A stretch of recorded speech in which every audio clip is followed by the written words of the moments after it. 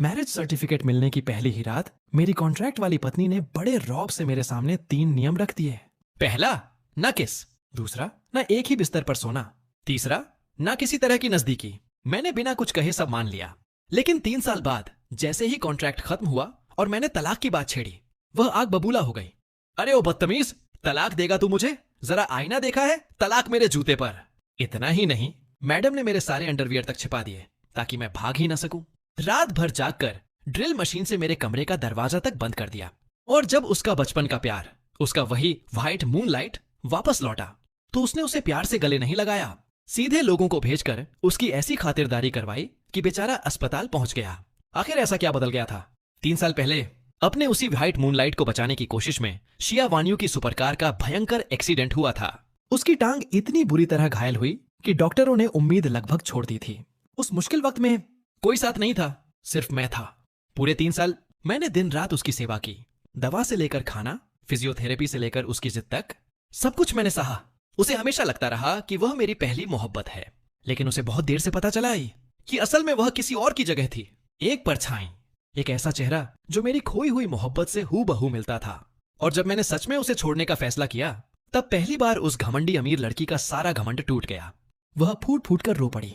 जंग चोंग, मैं तुम्हारे बिना नहीं जी सकती, प्लीज वापस आ जाओ। मैंने शिया वानियो के सामने 2 कागज रख दिए। धीरे से मुस्कुराकर कहा, वानियो चलो अब तलाक ले लेते हैं। मेरी बात सुनते ही उसने चौंक कर सिर उठाया। उसे लगा मैं मजाक कर रहा हूं, लेकिन जैसे ही उसकी नजर कागजों पर लिखे शब्दों पर गई, तलाक समझौता, बस इतना पढ़ते ही उसके चेहरे का रंग उड़ गया। जंग चोंग, ये क्या बेहूदगी है? उसकी आवाज में गुस्सा भी था और धमकी भी, लेकिन मैं सिर्फ हल्का सा मुस्कुराया। वानियो, इन 3 सालों के लिए धन्यवाद। तुम्हारी वजह से मेरी माँ का ऑपरेशन हो पाया। देश के सबसे अच्छे अस्पताल में उनका इलाज हुआ। लेकिन हमारे बीच जो रिश्ता था, वो सिर्फ एक कॉन्ट्रैक्ट था। अब वो वापस आ चुका है और अब मुझे जाना चाहिए। मैं तुम्हारी जिंदगी और बर्बाद नहीं करना चाहता। तुम्हें अपना असली प्यार मिलना चाहिए। मेरे चेहरे पर जरा भी पछतावा नहीं था। यही बात उसे सबसे ज्यादा चुभ गई। धड़ाम, उसने जोर से मेज पर हाथ मारा। जंग चोंग, तुम अपने आप को समझते क्या हो?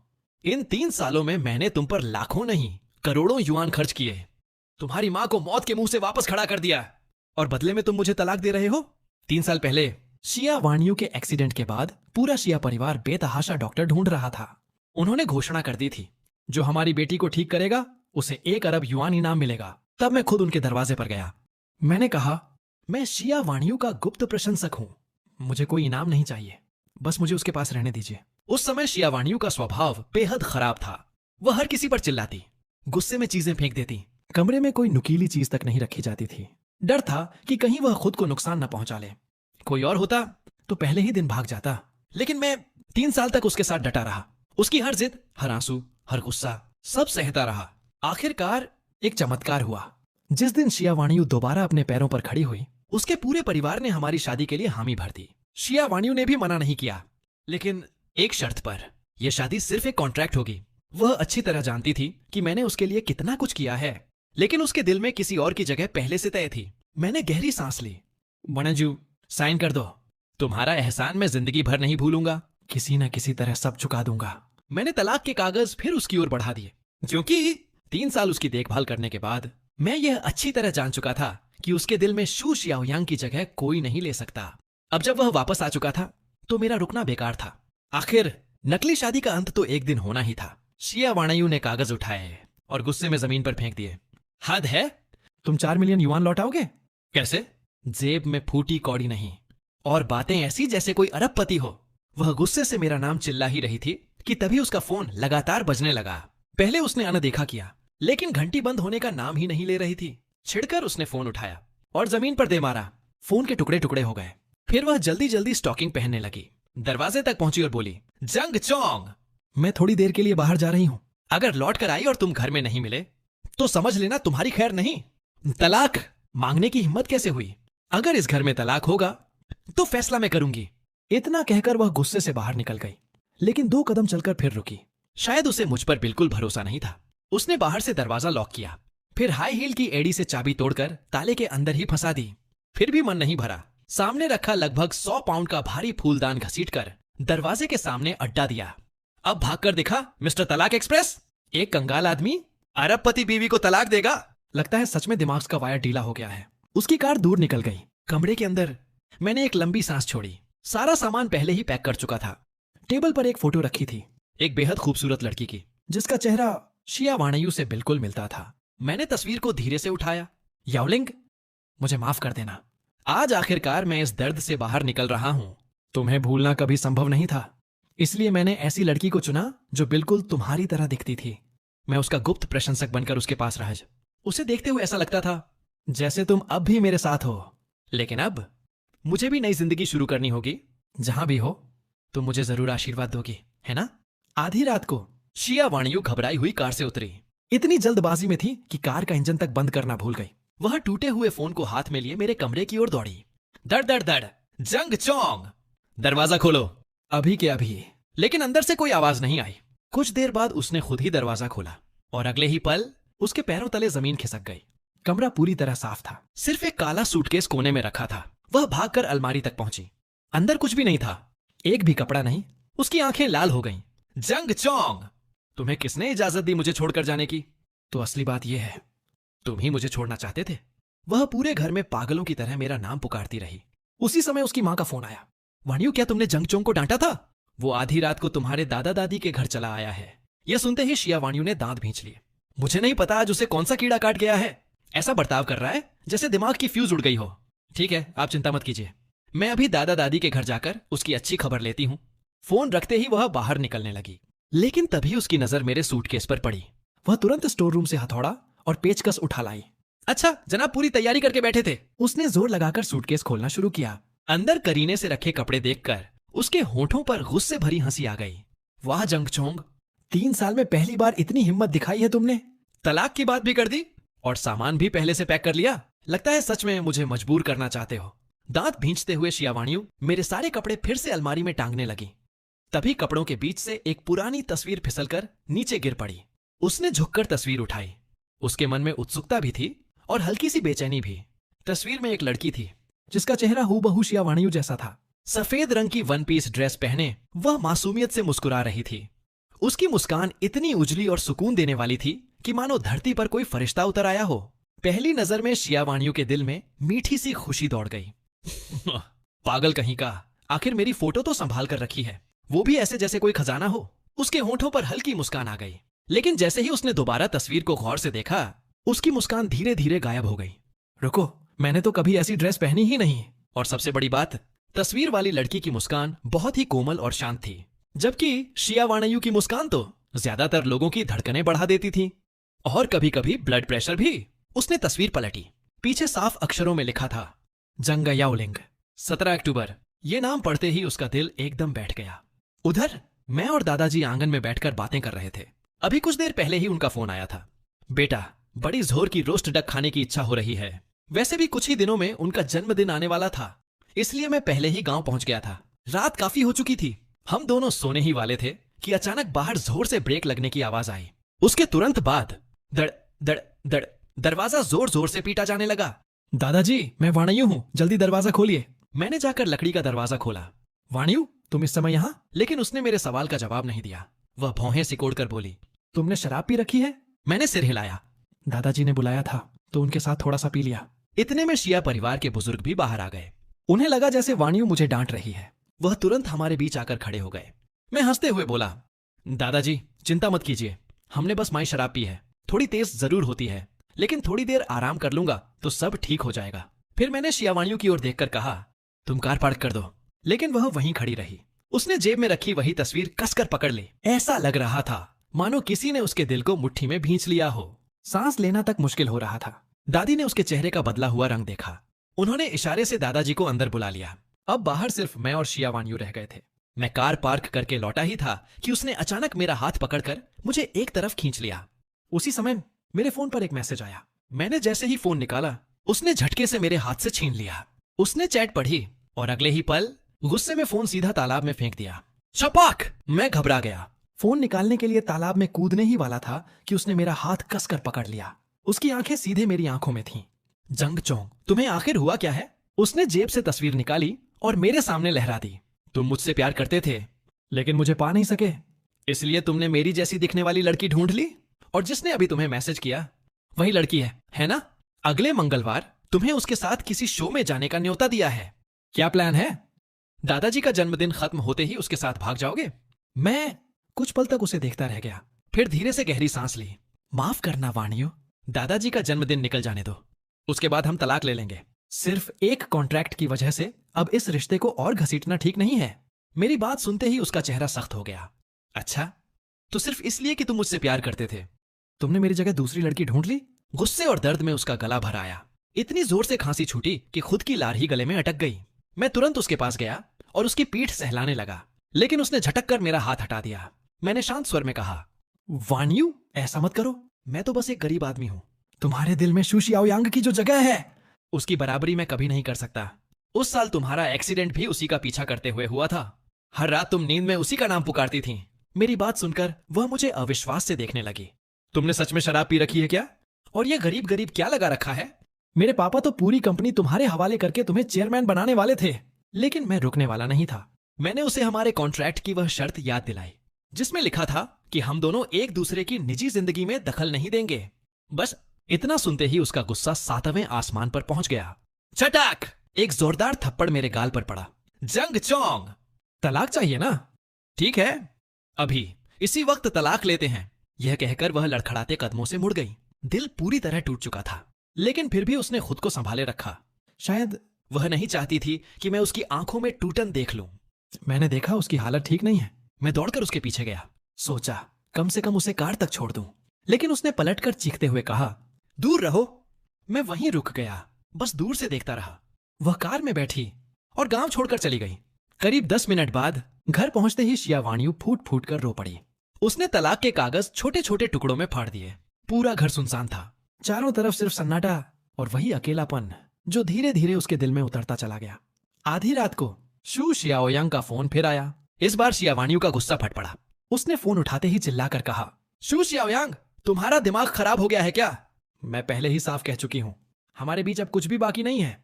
अगर दोबारा मुझे परेशान किया तो सच कह रही हूं, समुद्र में फेंकवा दूंगी और मछलियां तुम्हें आराम से नाश्ता बना लेंगी। फोन पटकने के बाद वह सोफे पर बैठ गई। कड़वी हंसी उसके होठों पर आ गई। लगता है इंटरनेट वाले सही कहते हैं, बचपन का प्यार अक्सर उस इंसान से हार जाता है ने जो अचानक जिंदगी में आ जाता है। शू शियाओयांग ऐसा ही था, और अब जंग चोंग भी। यह सोचते ही उसकी आंखों से आंसू फिर बहने लगे। उसने तस्वीर को कसकर पकड़ लिया। ये लड़की आखिर मुझसे बेहतर कैसे हो सकती है? चेहरा मेरा जैसा है, लेकिन ऐसा क्या है इसमें जो मुझ में नहीं? अगली सुबह एक हाथ में पानी से भरी बाल्टी और दूसरे हाथ में ताजे फूलों का गुलदस्ता लिए मैं कब्रिस्तान पहुंचा। एक कब्र के सामने जाकर रुक गया। कब्र के पत्थर पर लगी काले सफेद तस्वीर में वही लड़की मुस्कुरा रही थी। उसकी मुस्कान हमेशा के लिए 19 साल की उम्र में ही ठहर गई थी। मैंने धीरे धीरे कपड़े से कब्र का पत्थर साफ करना शुरू किया। हर धूल के कण को बड़े प्यार से हटाया। तभी मेरी नजर कब्र के किनारे उगे एक छोटे से जंगली फूल पर पड़ी। इतनी कठोर जमीन में भी वह पूरी जिद के साथ खिल रहा था। उसे देखकर मेरे चेहरे पर हल्की मुस्कान आई और आंखों में नमी भी उतर आई। मैं झुक गया। उसके आसपास उगी छोटी छोटी घास उखाड़कर साफ करने लगा। फिर उस तपती धूप के बीच खिली छोटी सी गुलदाउदी को देखते हुए मैं कुछ पल चुपचाप वहीं खड़ा रहा। सूरज ढल रहा था और कब्र के पत्थर पर सुनहरे अक्षरों में एक पंक्ति खुदी हुई थी, प्रिय पुत्री जांग याओलिंग की समाधि। मैंने एक सिगरेट जलाई और अनायास ही मेरे होठों पर हल्की सी मुस्कान आ गई। मुझे याद है तुम्हें मेरी आवाज सबसे ज्यादा पसंद थी। अब मैं भी यहां से जाने वाला हूं। जाने से पहले तुम्हारे लिए एक गीत गाता हूं। उम्मीद है उसके बाद तुम्हें कभी अकेलापन महसूस नहीं होगा। इतना कहकर मैंने अपना गिटार निकाला, कब्र के सामने जमीन पर बैठ गया और धीरे धीरे धुन छेड़ने लगा। जैसे जैसे सुर हवा में घुलते गए, मेरी आंखों के सामने बीते दिनों की वह परिचित परछाई फिर से उभर आई। जांग चांग, तुम्हारे गाने हमेशा इतने दर्द भरे क्यों होते हैं? क्या तुम जानबूझकर मुझे रुलाना चाहते हो? जांग चांग, जरा मुस्कुराया भी करो। तुम अभी इतने जवान हो, लेकिन हमेशा किसी बूढ़े आदमी की तरह उदास दिखाई देते हो। इससे तो मुझे ही लगता है कि मैं बहुत बचकानी हूं। जांग चांग, मुझे भूल जाना, मेरे बिना अपनी जिंदगी जीना। मुझे याद करके खुद को मत बांधना। तुम्हारे सामने अभी पूरी जिंदगी पड़ी है। तुम्हारा भविष्य सिर्फ मेरे नाम नहीं होना चाहिए। जांग चांग, मैं जा रही हूं, अगले जन्म में फिर मिलेंगे। गीत समाप्त हो चुका था और वह इंसान भी बहुत पहले इस दुनिया से जा चुका था। मैंने धीरे से हाथ बढ़ाकर उसकी समाधि को सहलाया, ठीक वैसे ही जैसे कभी उसके सिर पर प्यार से हाथ फेरता था। वह अक्सर मुस्कुराकर कहा करती थी, जांग चांग, मुझे इस तरह मत देखा करो, नहीं तो मैं रो पड़ूंगी। मुझे पता है मैं 20 साल की उम्र भी पार नहीं कर पाऊंगी। मैंने सिर उठाकर आसमान की ओर देखा। होठों में दबी सिगरेट फिर से पूरी तरह जलकर राख हो चुकी थी। लेकिन सच तो यह था कि वह कभी मुझसे दूर गई ही नहीं। वह आज भी मेरे हर गीत में जिंदा थी। मैं उसके अधूरे सपनों को अपने साथ लेकर उस मंजिल तक पहुंचाऊंगा जिसकी वह हमेशा चाह रखती थी। और शायद उस दिन मैं उसकी आखिरी इच्छा भी पूरी कर दूं। किसी से पूरे दिल से प्रेम करूं, अपना परिवार बसाऊं, बच्चे हों और साधारण लोगों की तरह उम्र भर जीता रहूं। मैं हल्का सा मुस्कुराया और पीछे मुड़े बिना वहां से चल पड़ा। कब्र के पास खिला वह छोटा सा जंगली गुलदाउदी का फूल हवा के साथ धीरे धीरे झूम रहा था, मानो मुझे आखिरी बार विदा कह रहा हो। दादाजी का जन्मदिन आने वाला था, इसलिए दोपहर तक परिवार के लगभग सभी सदस्य घर पहुंच चुके थे। इसी बीच ससुर शा चेंगोंग रसोई में आए। उन्होंने चारों ओर नजर दौड़ाई और पूछा, तुम अकेले क्यों हो? वान्यू कहाँ है? मैंने मुस्कुराकर जवाब दिया, पिताजी, कंपनी में थोड़ा काम अटक गया है, वह काम खत्म होते ही आ जाएगी। शा चेंगोंग ने इस बात को ज्यादा महत्व नहीं दिया। वह मेरे पास आए, जेब से सिगरेट निकालकर मेरे होठों में लगाई और खुद ही उसे जलाकर दिया। दूसरे घरों में आमतौर पर दामाद अपने ससुर को सिगरेट जलाकर देता है, लेकिन शाह परिवार में सब कुछ उल्टा था। आखिर पिछले 3 वर्षों में मेरी वजह से ही उनकी बेटी की जिंदगी संभल पाई थी। जब भी उन्हें यह बात याद आती, उनका मन करता कि कुदाल उठाकर शू शियाओयांग की जमकर पिटाई कर दें। उस हरामजादे की इतनी हिम्मत कैसे हुई? किसी अमीर और प्रभावशाली परिवार की लड़की के लिए मेरी बेटी को छोड़ दिया। कुछ देर बाद मैंने खाना परोस दिया, लेकिन खाने की मेज पर जो हुआ उसकी मैंने कल्पना भी नहीं की थी। दादाजी बार बार शवान्यू और मेरी शादी की बात छेड़ रहे थे। उन्होंने शा चेंगोंग से भी कहा, इस साल खत्म होने से पहले इन दोनों की शादी हर हाल में हो जानी चाहिए। उसके बाद हर साल मुझे एक एक तंदुरुस्त पोता चाहिए। शाम ढलते ढलते शावान्यू भी घर पहुंच गई। उसकी आंखों से आंसू तो सूख चुके थे, लेकिन चेहरे पर पहले से कहीं अधिक ठंडापन था। तभी छोटी चचेरी बहन दौड़ती हुई आई और उससे लिपट गई। दीदी, दीदी, प्लीज आप जीजाजी से शादी मत करना, ठीक है? शावान्यू एक पल के लिए बिल्कुल स्तब्ध रह गई। क्या मतलब? छोटी बच्ची शर्मा गई, सिर झुका लिया और धीरे से बोली, क्योंकि जब मैं बड़ी हो जाऊंगी तब मैं जीजाजी से शादी करूंगी। धड़ाम। आंगन में बैठे कई लोगों के हाथ से सामान लगभग गिर ही गया। दूसरी चाची तुरंत पलटी और गुस्से से अपनी बेटी को घूरने लगी। यह देखकर छोटी बच्ची जीभ निकालकर भाग गई, लेकिन उस मासूम सी बात ने शावान्यू के दिल को एक बार फिर कसकर जकड़ लिया। उसने मेरी ओर देखा। उसकी आंखों में 3 हिस्से गुस्सा था और 7 हिस्से शिकायत। और मैं तो रसोई में खाना बनाने में इतना व्यस्त था कि उसकी जानलेवा निगाहों का मुझे बिल्कुल भी एहसास नहीं हुआ। खाना खत्म होने के बाद शा चेंगगोंग मुझे जन्मदिन की रस्मों की तैयारी समझाने के लिए अपने साथ ले गए। उधर सास गांव युलान छोटी गुयू को लेकर गांव में टहलने निकल गईं। कुछ दूर जाकर उन्होंने अचानक पूछा, वान्यू, आखिर तुम्हारे और जांग चांग के बीच चल क्या रहा है? क्या तुम फिर से शू शियाओयांग से मिलने गई थी? शा वान्यू का दिल कसकर भर आया। वो कहना चाहती थी कि नहीं, लेकिन उसके होठों से निकला, हाँ, मैं उससे मिलने गई थी। यह सुनते ही गांव युलान का खून खौल उठा। उन्हें लगा जैसे उनका रक्तचाप अभी फट पड़ेगा। उन्होंने गुस्से में कहा, तुम आखिर उससे मिलने गई ही क्यों? क्या तुम्हें याद नहीं कि उसने तुम्हें किस तरह छोड़ दिया था? क्या अब भी समझ नहीं आई? अब जब उस अमीर लड़की ने उसे ठुकरा दिया तो वह फिर तुम्हारे पास लौट आया है। लेकिन अगले ही पल शा वान्यू ने जो कहा, उसने गांव युलान के पैरों तले जमीन ही खिसका दी। दांत भींचते हुए शा वान्यू बोली, हाँ, सच तो यह है कि जांग चांग और मेरी शादी सिर्फ एक कॉन्ट्रैक्ट थी। मैं अब उससे प्यार नहीं करती, मैं उससे तलाक लेना चाहती हूँ। यह सुनकर गांव युलान बिल्कुल पत्थर की तरह जड़ हो गई। उन्हें लगा मानो पूरी दुनिया उनके सामने बिखर गई हो। अब तक शाह परिवार के सभी लोगों को यही लगता था कि हमारी कानूनी शादी हो चुकी है। बस वान्यू की तबीयत खराब होने की वजह से शादी की रस्में अभी तक नहीं हुई थीं। उन्हें क्या पता था कि यह रिश्ता तो केवल एक समझौते पर टिका हुआ था। गांव युलान गुस्से से चिल्लाई, शावान्यू, आखिर तुम्हारे दिमाग में चल क्या रहा है? शावान्यू की आंखें भर आईं। वह सिसकते हुए लेकिन जिद के साथ बोली, मैं उससे प्यार ही नहीं करती। मैंने तो सिर्फ आप सबकी खुशी के लिए उससे यह कॉन्ट्रैक्ट मैरिज की थी। जो भी हो, मैं तलाक लेकर रहूंगी। हालांकि सच यह था कि तलाक के कागज तो वह खुद अपने हाथों से पहले ही फाड़ चुकी थी। तुम पागल हो गई हो। गांव युलान का चेहरा गुस्से से लाल पड़ गया। उसी पल पहली बार उन्हें मेरे लिए गहरी हमदर्दी महसूस हुई।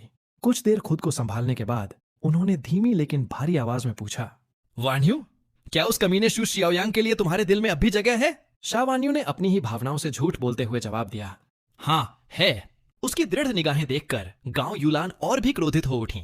उन्होंने गुस्से में कहा, क्या तुम मुझे गुस्से से मारकर ही मानोगी?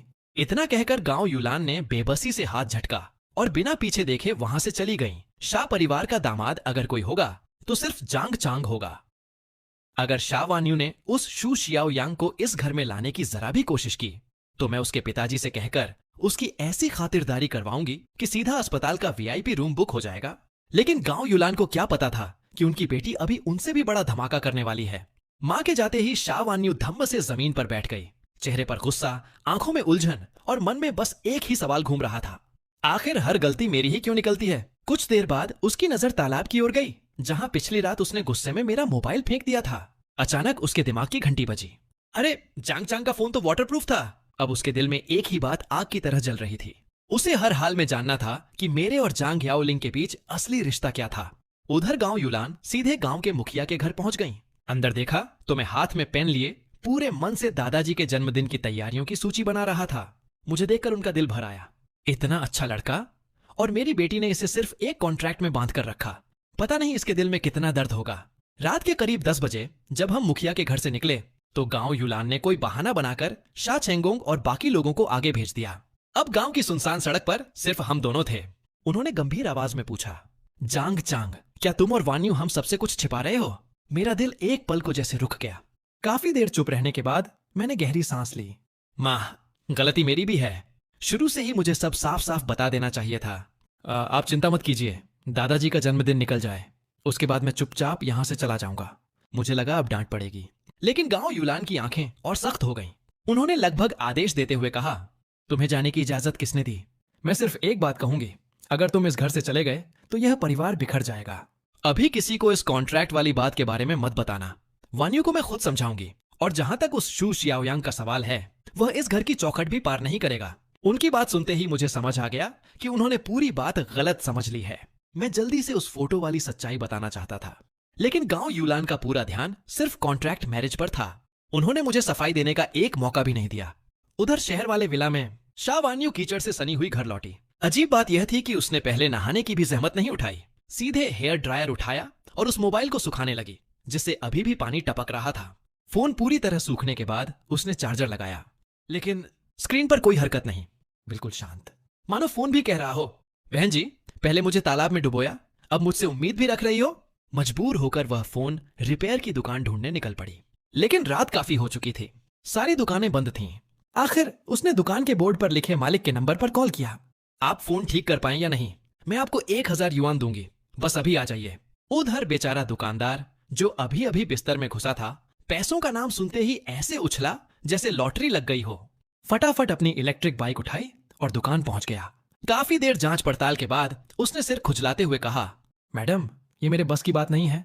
इसे हांगई जैसे बड़े शहर की प्रोफेशनल लैब में भेजना पड़ेगा, खर्चा भी ज्यादा आएगा। शावान्यू ने बिना एक पल गंवाए 10,000 युआन एडवांस ट्रांसफर कर दिए। काम पूरा होते ही बाकी 90,000 भी मिल जाएंगे। इतना बड़ा एडवांस देखते ही दुकानदार की आंखें चमक उठीं। अभी कुछ मिनट पहले जो नींद में जम्हाई ले रहा था, अब ऐसा भागा जैसे कोई स्पेशल मिशन मिल गया हो। वह उसी रात फोन लेकर निकल पड़ा। शावान्यू भी वापस घर चली गई। इन सब झंझटों में रात के 2 बज चुके थे। नहाने के बाद उसने फिर वही फोटो हाथ में उठाई। इस बार उसने फोटो को बहुत गौर से देखा और अचानक उसका दिल जोर से धड़क उठा। उस लड़की की आंखों में जो प्यार था, वह किसी साधारण प्रशंसक का नहीं लग रहा था। वह तो बिल्कुल ऐसा था जैसे कोई अपनी पूरी दुनिया को देख रहा हो। एक डरावना ख्याल उसके मन में कौंधा, कहीं जांग चांग ने मुझसे झूठ तो नहीं बोला? क्या वह लड़की सिर्फ उसकी फैन नहीं, बल्कि उससे बहुत पहले से प्यार करती थी?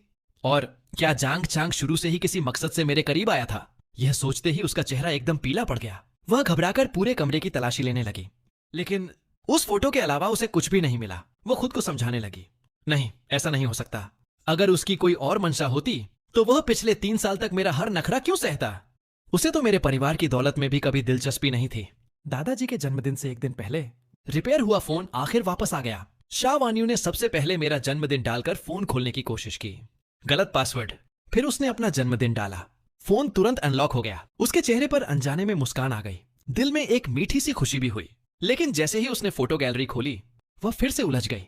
पूरी गैलरी में उस लड़की की एक भी तस्वीर नहीं थी। उसी समय टिंग टोंग, रिपेयर वाले का मैसेज आया। हेलो मैडम, इस फोन में एक प्राइवेट वॉल्ट भी है, मतलब फोन के अंदर एक और छिपा हुआ फोन, उसमें 100 GB से भी ज्यादा डेटा रखा हुआ है। यह पढ़ते ही शावान्यू का पारा 7वें आसमान पर पहुंच गया। जांग चांग, तुम पूरे के पूरे बदमाश निकले। इतनी सारी बातें मुझसे छिपाई। दुकानदार के बताए तरीके से वह फिर पासवर्ड स्क्रीन पर गई। अब शुरू हुआ असली मिशन। उसने घर के हर सदस्य का जन्मदिन डालकर देख लिया। कुछ नहीं हुआ। 2 घंटे तक वह पासवर्ड तोड़ने की कोशिश करती रही। आखिर अचानक उसे फोटो के पीछे लिखा हुआ नंबर 8 याद आया। उसने उसे आखिरी अंक बनाया, फिर आगे 1999 से लेकर 1990 तक के जन्म वर्ष जोड़कर कोशिश की, फिर 2000 से 2009 तक भी सारे कॉम्बिनेशन आजमा डाले, लेकिन हर बार वही नतीजा, गलत पासवर्ड। उसने 2010 के बाद वाले सालों की कोशिश ही नहीं की। उसे लगा इतनी छोटी उम्र का होना तो बिल्कुल ही बेतुका होगा। 2 घंटे तक फोन से जूझने के बाद वह लगभग पागल होने लगी। जांग चांग, तुम आखिर हो क्या चीज? ये पासवर्ड है क्या? तभी उसका फोन बज उठा। कॉल शा चेंगोंग की थी। वान्यू, जल्दी गांव वापस आओ, जन्मदिन की तैयारी शुरू हो गई है। पिता की नाराज आवाज सुनकर उसने फोन उठाया, नीचे भागी और कार लेकर गांव की ओर निकल पड़ी। गांव पहुंचते ही शा चेंगोंग बोले, वान्यू, सामान और शराब कम पड़ रही है, जाकर और ले आओ। और लौटते समय गांव के जितने भी बुजुर्ग मिले सबको एक एक गिफ्ट पैक देते आना। शा वान्यू ने चुपचाप सिर हिला दिया। जैसे ही वह कार की ओर बढ़ी, उसी समय उसकी छोटी कजिन कई कप मिल्क टी उठाए खुशी खुशी आती दिखाई दी। नूना, मिल्क टी पियोगी? शा वान्यू मुस्कुराई। सबके लिए लाई हो? कजिन गर्व से बोली। बिल्कुल, ओप्पा ने जो पैसे दिए थे उनसे मैंने पूरी मिल्क टी की दुकान ही बुक कर ली। ये पहली खेप है, बाकी सब दुकान वाले बाद में पहुंचा देंगे। बात करते करते वह बैग में खोजने लगी। उसे याद था कि शा वान्यू को हल्के स्वाद वाली कम चीनी वाली मिल्क टी पसंद है। उसने वही कप निकालकर प्यार से उसके हाथ में दे दिया।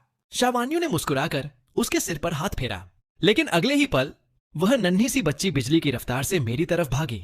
ओप्पा ओप्पा, मैं तुम्हारे लिए खास मिल्क टी लाई हूं। ये वाली मैंने दुकान के स्टाफ से सीखकर अपने हाथों से बनाई है। ये मैंने सिर्फ तुम्हारे लिए अपने हाथों से बनाई है, बताओ कैसी लगी? मैं मुस्कुराया, मिल्क टी का कप हाथ में लिया और एक घूंट पीते हुए बोला, बहुत बढ़िया, धन्यवाद। ही, आपका स्वागत है। छोटी कजिन खुशी से खिल उठी। उसकी मोती जैसी सफेद मुस्कान पूरे आंगन को रोशन कर रही थी।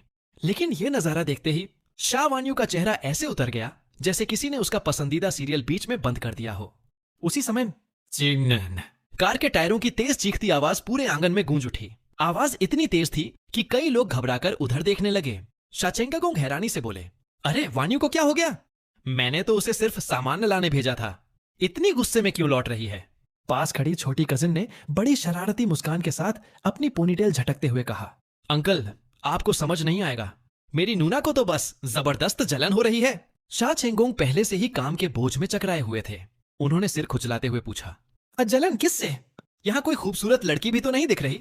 बस फिर क्या था? छोटी कजिन ने होंठ फुला लिए और अपनी तरफ उंगली दिखाते हुए बोली, अंकल, क्या मैं खूबसूरत लड़की नहीं हूं? शा चेंगोंग ने उसे ऊपर से नीचे तक देखा, फिर हाथ हिलाकर बोले, छोड़ भी, तुम्हारी तुलना अपनी बहन से मत करो। उसने अपनी मां की खूबसूरती पाई है और तुमने हमारे शाह खानदान के जीन। ये तो ऐसा हुआ जैसे एक तरफ अप्सरा हो और दूसरी तरफ आलू। क्या? छोटी कजिन गुस्से से उछल पड़ी। शा चेंगोंग, आज तो मैं आपका गला दबा दूंगी। पूरा आंगन ठहाकों से गूंज उठा। हर कोई हंसते हंसते दोहरा हो गया। धीरे धीरे शाम हो गई। पूरा परिवार एक साथ बैठकर खाना खाने लगा। रिश्तेदार लगातार आकर जाम टकरा रहे थे। मैं बेचारा हर किसी का निमंत्रण ठुकरा भी नहीं पा रहा था। उधर शा वान्यू मेरे बिल्कुल पास बैठी थी, लेकिन उसकी नजर खाने पर नहीं, सीधे मेरे मोबाइल पर थी। वह बार बार चोरी छिपे मेरा पासवर्ड देखने की कोशिश कर रही थी। इधर मुझे लगातार शराब पिलाई जा रही थी। एक राउंड, फिर दूसरा, फिर तीसरा और आखिरकार धप, मैं सीधे मेज पर गिर पड़ा। छोटी कजिन यह देखकर भड़क गई। उसने मेज पर जोर से हाथ मारा। आप लोग भी ना, मेरे ओप्पा को ही क्यों परेशान करते रहते हो? नूना ने मना कर दिया तो क्या हुआ? उसे तो किसी ने पीने के लिए पूछा तक नहीं। वैसे भी उसकी शराब सहने की ताकत ओप्पा से कहीं ज्यादा है। यह सुनते ही शा वान्यू की बड़ी बड़ी आंखें फैल गईं। उसने मन ही मन सोचा, वाह, मेरी इतनी चिंता करने की जगह मुझे ही मैदान में उतार दिया। तभी गांव यूलान भी वहां आ गईं। उन्होंने कहा, बिल्कुल सही कहा इसने। वान्यू, चलो सबके साथ एक एक जाम पी लो। आज रात हम तुम्हारे नाना नानी के घर ही रुकेंगे। आज नहीं पियोगी तो कल फिर पीना ही पड़ेगा। शा वान्यू ने दांत भींच लिए। ठीक है, पीती हूं। उसने गिलास उठाया और एक ही सांस में पूरा खाली कर दिया। यह देखकर गांव यूलान के चेहरे की सख्ती थोड़ी कम हुई। उन्होंने मन ही मन ठान लिया था, अगर आज के बाद भी वान्यू ने जांग जांग से तलाक की बात की तो उसे अलग ले जाकर अच्छी तरह समझाएंगी। तभी दादाजी शारजियान वो बोले, वान्यू, जरा गांव के मुखिया वाली मेज पर जाकर सबसे मिलाओ। वहां गांव के सारे सम्मानित बुजुर्ग बैठे हैं। शा वान्यू चुपचाप गिलास लेकर वहां चली गई। जिसने भी उसे टोस्ट ऑफर किया उसने बिना कुछ बोले सब स्वीकार कर लिया। धीरे धीरे वह इतनी पी गई कि खुद को संभालना भी मुश्किल हो गया। आखिरकार वह पूरी तरह नशे में धुत होकर वहीं ढेर हो गई। गांव यूलान बेबस होकर उसे सहारा देकर कमरे में ले गई और बिस्तर पर लिटा दिया। लेकिन तभी शा वान्यू अचानक फूट फूट कर रोने लगी। माँ, क्या हुआ बेटा? गांव यूलान उसके सिर पर प्यार से हाथ फेरने लगी। शाह वानियों सिसकते हुए बोली, जांग चांग, वो बहुत बुरा इंसान है। लगता है उसके दिल में कोई और है। इतना कहते ही वह अपनी माँ से लिपटकर जोर जोर से रोने लगी। गांव यूलान बिल्कुल सन्न रह गईं। उनका दिमाग जैसे सुन्न पड़ गया। कुछ देर रोने के बाद शाह वानियों आखिरकार सो गई। उन्हें कंबल ठीक से उठाकर गांव यूलान बाहर निकल आईं, लेकिन उनके मन में अब बेचैनी घर कर चुकी थी। थोड़ी देर बाद उन्होंने देखा मेरी दोनों मौसियाओं मुझे सहारा देकर कमरे तक ला रही थीं। मुझे उस हालत में देखकर गांव यूलान के मन में एक ही बात आई, जांग चांग ऐसा लड़का नहीं हो सकता जो किसी को धोखा दे। उसकी पूरी जिंदगी तो इस परिवार की सेवा करते हुए गुजरती है, उसे किसी और के लिए समय ही कहां मिलता होगा। उन्हें यकीन था यह सब सिर्फ कोई गलतफहमी है। क्लिक, कमरे का दरवाजा बंद हो गया। बिस्तर पर दो लोगों की सांसें धीरे धीरे शांत होने लगीं, लेकिन उनमें से एक मानो पानी में लौट आई मछली की तरह बार बार दूसरे की बाहों में सिमटती जा रही थी और इतनी कसकर पकड़ रखा था कि छोड़ने का नाम ही नहीं ले रही थी। जब मेरी आंख खुली तब तक सूरज काफी ऊपर चढ़ चुका था। मैंने आंखें मलते हुए उठने की कोशिश की, लेकिन लगा मेरे ऊपर कोई भारी चीज रखी हुई है। मैंने बगल में देखा तो शाह वानियों मुझे कसकर गले लगाए सो रही थी। उसके बाल बिखरे हुए थे और पूरा शरीर मेरी बाहों में समाया हुआ था। मैंने धीरे धीरे खुद को छुड़ाने की कोशिश की, लेकिन शायद उसे आभास हो गया। उसने मुझे और भी कसकर पकड़ लिया। उसकी बाहें इतनी मजबूती से लिपटी थीं कि निकलना मुश्किल हो गया और कपड़ों के ऊपर से भी उसका शरीर बेहद मुलायम महसूस हो रहा था। तभी शाह वानियों की आंख खुल गई। जैसे ही उसे अपनी हालत समझ आई, उसका चेहरा टमाटर की तरह लाल हो गया। वह झट से मुझसे अलग हुई और शर्म छिपाने के लिए उल्टा मुझ पर ही बरस पड़ी। जांग चांग, तुम कितने बड़े बदतमीज हो। मैं सो रही थी और तुमने मेरा फायदा उठाने की हिम्मत कैसे की। इतना कहकर उसने बिना कोई मौका दिए धड़ाम मुझे सीधे बिस्तर से नीचे लात मारकर गिरा दिया। मेरे साथ एक ही बिस्तर पर सोने की हिम्मत कैसे हुई तुम्हारी। लेकिन जैसे ही मैं उससे दूर हुआ, उसके दिल में अचानक अजीब सी खालीपन की टीस उठी। उसका मन अनजाने में फिर से मुझे गले लगाने को बेचैन हो उठा। मैंने धीरे से आह भरी, सॉरी वानियों, आज रात मैं कम पीऊंगा ताकि फिर कभी नशे में ऐसी गलती ना हो। शाह वानियों ने ठंडी आवाज में जवाब दिया, ये मासूम बनने का नाटक बंद करो। आज रात तुम जितनी चाहे शराब पीना, मुझे कोई फर्क नहीं पड़ता। मैं आज ही शहर वापस जा रही हूं। मैंने एक बार फिर माफी मांगी, फिर उठकर बाहर मुंह हाथ धोने चला गया। इस बीच घर के बाकी लोग दावत की तैयारी के लिए पहले ही गांव के चौक पहुंच चुके थे। मैं अभी हाथ मुंह धोकर बाहर निकल ही रहा था कि छोटी कजिन दौड़ती हुई आई। ओपा, जल्दी चलो, अंकल ने मुझे खास तुम्हें बुलाने भेजा है। उसके चेहरे की मासूम मुस्कान देखकर मेरे होठों पर भी हल्की सी मुस्कान आ गई, जबकि मुझे बिल्कुल भी अंदाजा नहीं था कि आज का दिन मेरी जिंदगी का सबसे बड़ा मोड़ साबित होने वाला है। बात खत्म करते ही उसने चारों ओर नजर दौड़ाई। जब उसे शियाओ वानियों कहीं दिखाई नहीं दी तो वह दरवाजे तक भागी और मजाक उड़ाते हुए जोर से बोली, नूना, आप तो उठ जाओ।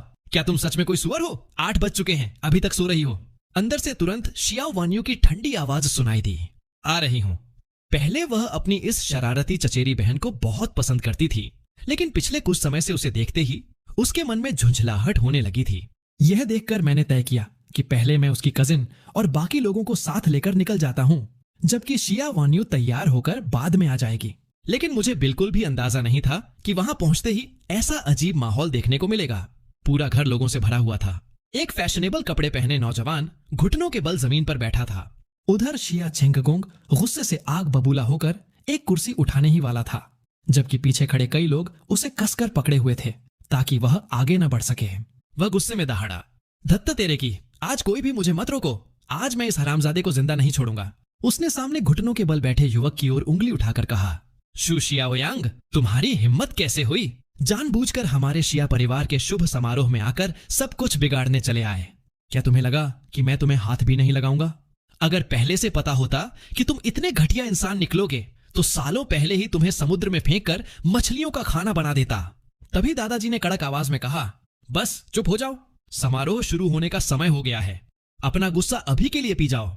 मेहमानों के सामने इस तरह गुस्से से भरा चेहरा लेकर मत जाओ। इतना कहकर दादाजी ने शिया छेंगोंग की ओर देखा, फिर धीरे धीरे चलते हुए शू शियाओयांग के पास पहुंचे। उन्होंने उसे उठाने के लिए हाथ बढ़ाया और ठंडी आवाज में बोले, छोटे शू, आज हमारे शिया परिवार के लिए खुशी का दिन है। मैं यहाँ कोई तमाशा नहीं चाहता। तुम यहाँ से चले जाओ। वानियों अब जियांग चांग की पत्नी है। तुम दोनों के बीच अब कोई संभावना नहीं बची। लेकिन शू शियाओयांग ने सिर हिलाते हुए कहा, दादाजी, मुझे माफ कर दीजिए। इन पिछले वर्षों में गलती मेरी थी। अब मैं वानियों की भरपाई करना चाहता हूँ। यह सुनते ही शिया छेंगोंग का गुस्सा फिर फूट पड़ा। वह गरज कर बोला, धत्त तेरे की, भरपाई करेगा? किस बात की भरपाई करेगा? शंघाई में किसी और लड़की ने तुम्हें छोड़ दिया, तभी तुम्हें वान्यू की याद आ गई। अगर अभी यहां से नहीं निकला तो मैं खुद चाकू उठाकर तुम्हारे टुकड़े टुकड़े कर दूंगा। जैसे ही सब लोग शिया चेंगोंग को रोकने में लगे हुए थे, मैं शांत चेहरे के साथ अंदर चला आया। मुझे देखते ही शू शियाओयांग के चेहरे पर तिरस्कार भरी मुस्कान उभर आई। उसने व्यंग्य से कहा, जियांग चांग, वान्यू और मैं बचपन से साथ बड़े हुए हैं। उसने तुमसे शादी सिर्फ इसलिए की है क्योंकि वह मुझे भूल नहीं पाई और तुम्हें मेरा विकल्प बना लिया। इतना कहते कहते उसका चेहरा अचानक गंभीर हो गया। उसने मेरी ओर उंगली उठाई और ऊंची आवाज में बोला, दादाजी शिया, अंकल शिया, शायद आपको अभी तक पता नहीं है, जियांग चांग का बाहर किसी और औरत के साथ भी संबंध है। वह वान्यू को धोखा दे रहा है। उसकी बात सुनते ही पूरे घर में सन्नाटा छा गया। सबके चेहरे का रंग उड़ गया। शिया चेंगगोंग और भी ज्यादा गुस्से से दहाड़ा, शू शियाओयांग, तुम पहले ही निकम्मे इंसान हो, अब मेरे दामाद पर झूठा इल्जाम लगाने लगे। लेकिन शू शियाओयांग मेरी ओर तिरस्कार से देखते हुए बोला, जियांग चांग, अगले हफ्ते तुम जियांग मियाओई नाम की एक औरत के साथ टीवी पर आने वाले हो, है ना? उसे पूरा यकीन था कि मैं घबरा जाऊंगा, लेकिन मैंने बस सिगरेट का एक कश लिया और शांत नजरों से उसे देखता रहा। मैंने बिना किसी हड़बड़ाहट के जवाब दिया, हाँ बिल्कुल। तो इससे साबित क्या करना चाहते हो? शू शियाओयांग तुरंत दादाजी की ओर मुड़ा और चिल्लाया, मिस्टर शिया, आपने सुना? जियांग चांग ने खुद अपने मुंह से मान लिया। दादाजी की आंखें ठंडी पड़ गईं। उन्होंने सख्त लहजे में कहा, शू शियाओयांग, अब यहां से चले जाओ। तुम जैसा इंसान जिसका अतीत ही भरोसे लायक नहीं रहा, उसकी एक भी बात पर मुझे विश्वास नहीं है। तुम्हारी बातों की कोई कीमत नहीं। अगले ही पल मैंने उसके जैकेट का कॉलर पकड़ लिया और उसे घसीटते हुए बाहर ले जाने लगा। वह छटपटाते हुए चिल्लाया, जियांग चांग, मुझे छोड़ दो। यकीन करो, मैं तुम्हारे सारे सबूत दुनिया के सामने ला दूंगा। लेकिन उसकी रंगीन जिंदगी ने उसके शरीर को इतना कमजोर बना दिया था कि वह मेरी ताकत का मुकाबला नहीं कर सकता था। मैंने उसकी एक भी बात पर ध्यान नहीं दिया। मैंने उसका सिर कार के दरवाजे से दे मारा, फिर दरवाजा खोलकर उसे अंदर धक्का दे दिया। उसे हांफते हुए देखकर मानो उसकी सांस ही निकल रही हो, मैंने सिगरेट का धुआं बाहर छोड़ा। मेरी निगाहें बर्फ जैसी ठंडी थीं। मैंने धीमी लेकिन डरावनी आवाज में कहा, दूर रहना, समझे? वह फिर मुझे धमकाने ही वाला था, लेकिन जैसे ही उसने मेरा उठा हुआ मुक्का देखा, उसका चेहरा सफेद पड़ गया। वह घबराकर दोनों हाथ हिलाने लगा। मत मारो, मत मारो, मैं जा रहा हूं, अभी चला जाता हूं, मैंने हल्की मुस्कान के साथ कहा। ठीक है। लेकिन इतना कहने के बाद भी मैंने उसे एक जोरदार मुक्का और मार दिया। फिर ठंडी हंसी के साथ बोला, यंग मास्टर शू, चूंकि मैंने कोई बेवफाई नहीं की है, इसलिए जो खबर छापनी है बेझिझक छाप देना। लेकिन मेरी एक सलाह है, अगले कुछ दिनों तक ऐसा मत करना। पहले दादाजी का जन्मदिन शांतिपूर्वक गुजर जाने दो, उसके बाद जो करना हो मैं पूरी तरह तुम्हारा सामना करूंगा। लेकिन अगर मेरी बात नहीं मानी तो फिर बेहतर होगा कि कुछ दिनों तक घर से बाहर मत निकलना, क्योंकि मुझे नहीं पता कब कोई कार गलती से तुम्हें टक्कर मार दे। मेरी आंखों में झलकती ठंडी चेतावनी देखकर शू शियाओयांग के दिल में डर समा गया। उसने जल्दी से कार स्टार्ट की और वहां से बुरी तरह घबराकर भाग निकला। इधर जब शिया वान्यू को इस घटना की खबर मिली तो वह गुस्से में दौड़ती हुई बाहर आई। ठीक उसी समय उसने शू शियाओयांग की कार को तेजी से दूर जाते देखा। पिछले 3 वर्षों की सारी यादें और दर्द उसके मन में एक साथ उमड़ पड़े। बिना एक पल गंवाए उसने अपनी गाड़ी स्टार्ट की और उसका पीछा करने निकल पड़ी। दूर खड़े शिया चेंगोंग ने अभी अभी मुझे समझाकर शांत किया था, लेकिन जैसे ही उसकी नजर वान्यू पर पड़ी, उसका गुस्सा फिर भड़क उठा। वह जोर से चिल्लाया, शिया वान्यू, तुम कहां जा रही हो? अभी इसी वक्त वापस आओ। मैं भी उसके पीछे जाने ही वाला था कि शिया चेंगगोंग ने मेरा हाथ कसकर पकड़ लिया। उसने मेज पर जोर से मुक्का मारा और गुस्से में बोला, जियांग चांग, तुम कहीं नहीं जाओगे। अगर वह उस शू शियाओयांग को वापस इस घर में लेकर आई तो आज से मैं उसे अपनी बेटी नहीं मानूंगा। उधर मुख्य सड़क पर शिया वान्यू की एसयूवी सफेद पोर्शे के बिल्कुल पीछे पहुंच चुकी थी। रियर व्यू मिरर में उसे देखकर शू शियाओयांग के चेहरे पर घमंड भरी मुस्कान फैल गई। वो मन ही मन हंसा, हा। वो बेवकूफ जियांग चांग आखिरकार मुझसे हार ही गया। उसे क्या पता वान्यू के दिल में आज भी सिर्फ मैं ही हूं। लेकिन उसे बिल्कुल अंदाजा नहीं था कि अगले ही पल उसकी जिंदगी का सबसे भयानक सपना शुरू होने वाला है। उसने अपनी कार की रफ्तार धीमी की और किनारे रोकने की तैयारी करने लगा। उसी क्षण पीछे से एक जोरदार धमाका हुआ। शिया वान्यू की एसयूवी अचानक तेजी से आगे बढ़ी और पूरी ताकत से उसकी कार में टक्कर मार दी। उस हादसे का नतीजा यह हुआ कि एक गंभीर हालत में अस्पताल पहुंच गया और दूसरी को मौके पर ही पुलिस ने गिरफ्तार कर लिया। इधर शू शियाओयांग वाली घटना के कारण दादाजी शिया चेनुओ इतने आहत और नाराज हो गए कि उनका जन्मदिन का भोज आयोजित करने का भी मन नहीं रहा। मैं खुद भी भीतर से बेहद थक चुका था। अगले कई दिनों तक मैं घर पर ही रुका और पूरे परिवार के साथ समय बिताता रहा। सोमवार आने पर मैंने तय किया कि अब अपने ससुराल वालों के सामने सारी बातें साफ कर देनी चाहिए। नाश्ता खत्म होने के बाद मैं धीरे से खड़ा हुआ। मैंने अंकल शिया और मिसेस गांव के सामने गहरा झुककर प्रणाम किया। फिर पहले से हस्ताक्षर किया हुआ विवाह समझौता निकालकर मेज पर रख दिया। मैंने शांत लेकिन सम्मान से भरी आवाज में कहा, अंकल शिया, मिसेस गांव, इन सभी वर्षों में आपने मेरा जो ख्याल रखा उसके लिए मैं दिल से आपका आभारी हूं। पिछले 3 वर्षों में मैंने आप दोनों को निराश किया है। कृपया वानियों को किसी भी बात के लिए दोष मत दीजिए, बस उसे वापस घर बुला लीजिए। इसके बाद मैंने रोती हुई गांव यूलान की ओर देखा और सच स्वीकार करते हुए कहा, असल में मैं शुरू से ही एक साधारण इंसान था। मैंने आप सबसे अपनी पहचान छिपाकर आपको धोखे में रखा। शिया चेंगगोंग के चेहरे पर जमी मुस्कान वहीं थम गई। वह मुस्कुराने की कोशिश तो कर रहे थे, लेकिन सिगरेट पकड़े उनका हाथ हल्का सा कांप रहा था। उन्होंने अविश्वास से कहा, जियांग चांग, ये कैसी बेकार की बातें कर रहे हो? तुम किसी और के साथ संबंध कैसे रख सकते हो? मैंने धीरे से सिर हिलाया। यह सच है। कल मैं जियांग मियाओई के साथ उसी शो में दिखाई दूंगा। आप लोग खुद सब देख लीजिएगा। मुझे माफ कर दीजिए। इतना कहकर मैंने आखिरी बार गहरा झुककर प्रणाम किया और सबकी स्तब्ध निगाहों के बीच वहां से बाहर निकल गया। उसी समय शिया चेंगोंग के फोन पर एक संदेश आया। उन्होंने फोन निकाला। वह संदेश मैंने ही भेजा था।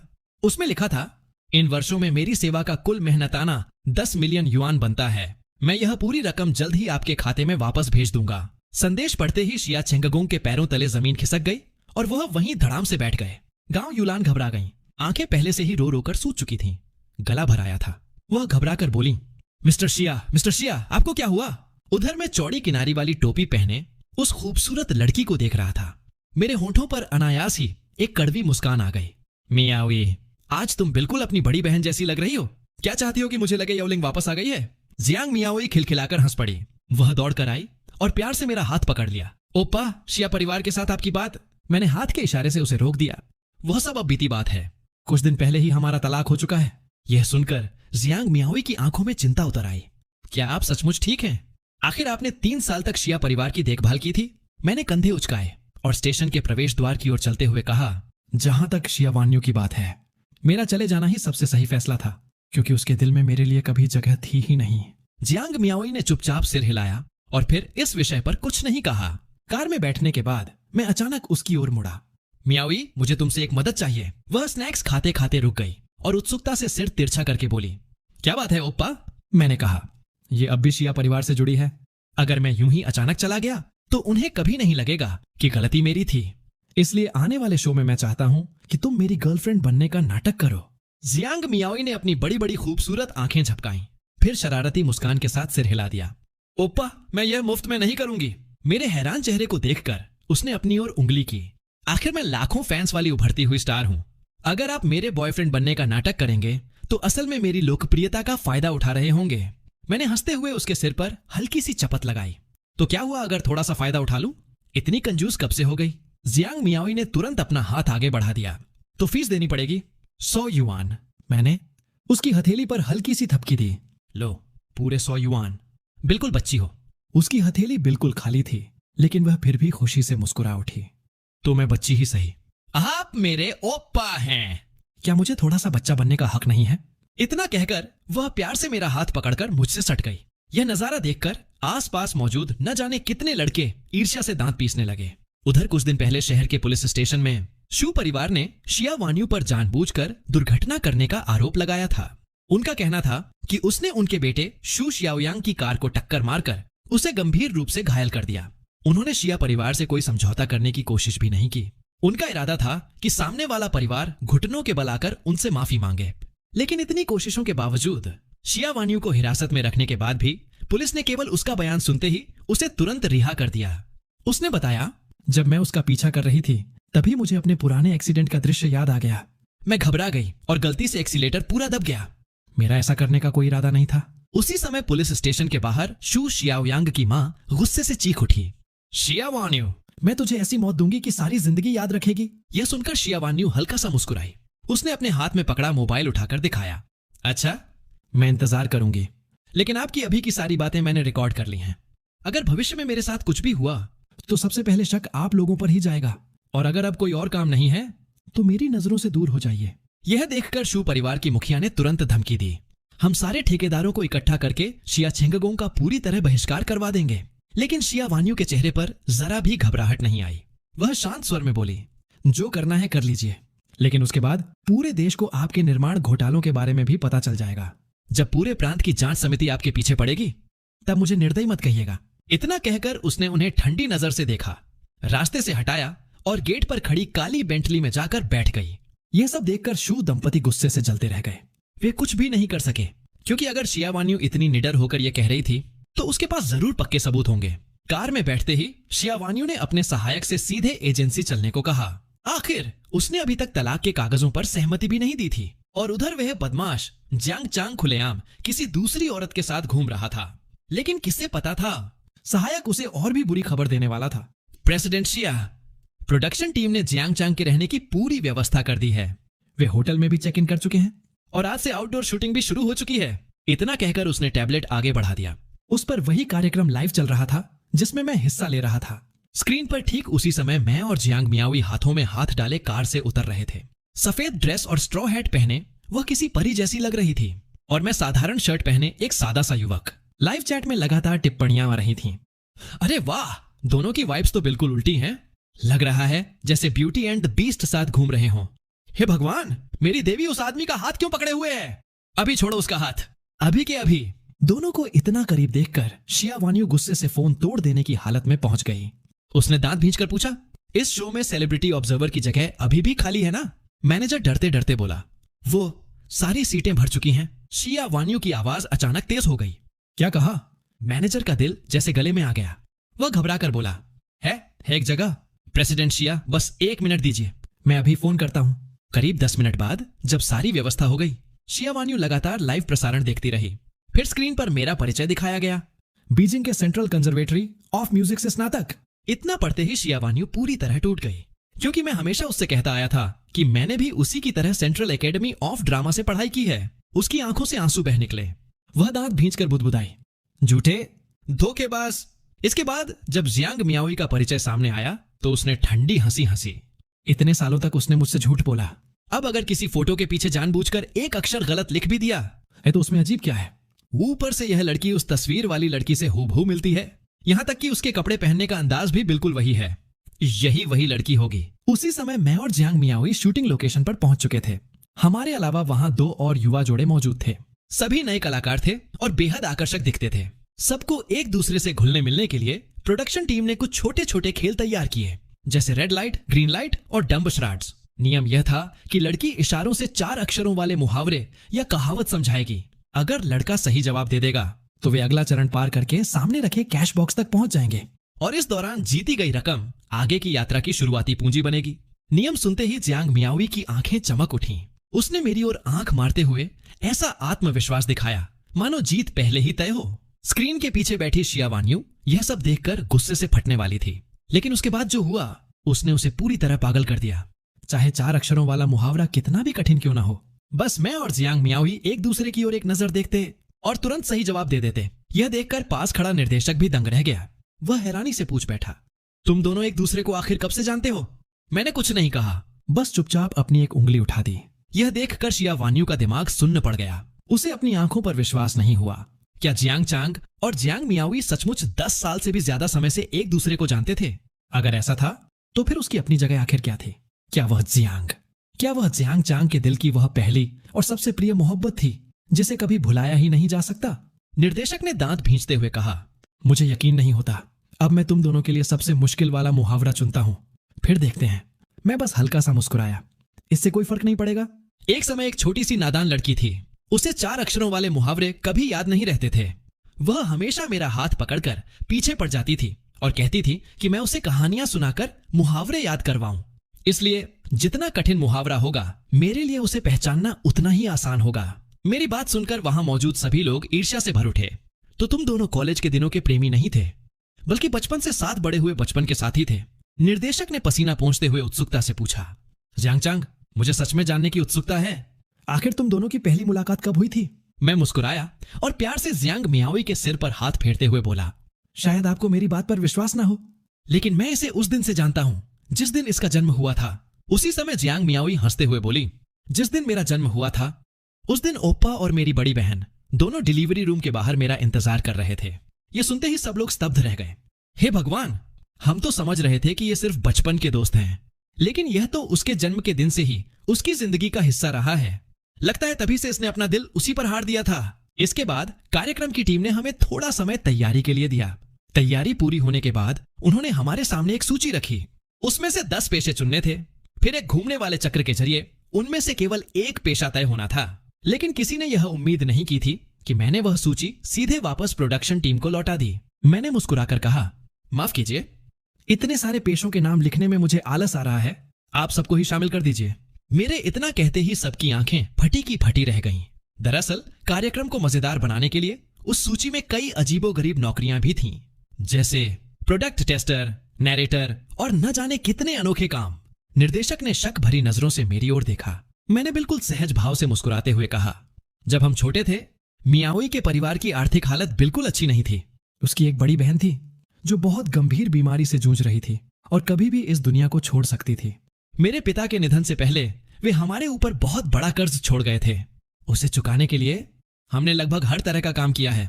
मेरी बात खत्म होते ही पूरा माहौल शांत हो गया, क्योंकि मेरे चेहरे पर जरा भी शिकायत या दुख नहीं था, सिर्फ एक सुकून और खुलापन दिखाई दे रहा था। लेकिन मेरी बातें सुनकर स्क्रीन के दूसरी ओर बैठी शिया वान्यू का दिल जैसे कसकर मरोड़ दिया गया। उसकी नजरों में मैं हमेशा एक हंसमुख, मजबूत और सक्षम इंसान था। उसने कभी कल्पना भी नहीं की थी कि मैंने इतनी कठिन जिंदगी जी है। फिर भी उसके मन में एक ही बात बार बार उठ रही थी, उसने मुझसे झूठ क्यों बोला? मैं फिर हल्का सा मुस्कुराया। मैं यह सब अपनी बेचारगी दिखाने के लिए नहीं कह रहा, मैं सिर्फ यह साबित करना चाहता हूं कि हम सचमुच हर तरह का काम कर सकते हैं। इतना कहकर मैंने और मियाओई ने एक दूसरे की ओर देखा। दोनों के चेहरों पर एक दूसरे को समझ लेने वाली मुस्कान उभर आई। उसी पल दर्शकों को समझ में आने लगा कि दोनों के बीच इतनी गहरी समझ आखिर आई कहां से। निर्देशक मुस्कुराकर बोला, तुम दोनों की कहानी सचमुच दिल छू लेने वाली है, लेकिन शो तो आगे बढ़ाना ही होगा। उसने घोषणा की कि सभी के पेशों का चयन रात 8 बजे होने वाले ड्रॉ में किया जाएगा। कार्यक्रम का अगला हिस्सा था टैलेंट परफॉर्मेंस। लेकिन शायद निर्देशक ने भी नहीं सोचा था कि यही प्रस्तुति पूरे कार्यक्रम का सबसे यादगार पल बन जाएगी। बाकी दोनों जोड़ों ने अपनी अपनी डांस प्रस्तुति पूरी की। उसके बाद मैं कार्यक्रम द्वारा रखे गए पियानो के सामने जाकर बैठ गया, जबकि जियांग मियाओई एक ऊंचे स्टूल पर बैठकर गिटार थामे हुई थी। मैंने सिर्फ इतना कहा, हमारा गीत है मान शान मान। फिर पूरा मंच शांत हो गया। सभी लोग धैर्य से इंतजार करने लगे। स्क्रीन के दूसरी ओर बैठी शिया वान्यू की नजरें भी टिकी हुई थीं। अचानक पहला सुर गूंजा। सिर्फ शुरुआती धुन सुनते ही सभी के शरीर में सिहरन दौड़ गई। मेरे मन में अचानक एक परिचित आवाज गूंजने लगी, बेवकूफ, तुम फिर ऐसे क्यों हो गए? अभी तो तुम इतने जवान हो, लेकिन हमेशा बूढ़ों जैसी गंभीर बातें करते रहते हो। बिल्कुल किसी बूढ़े आदमी जैसे लगते हो।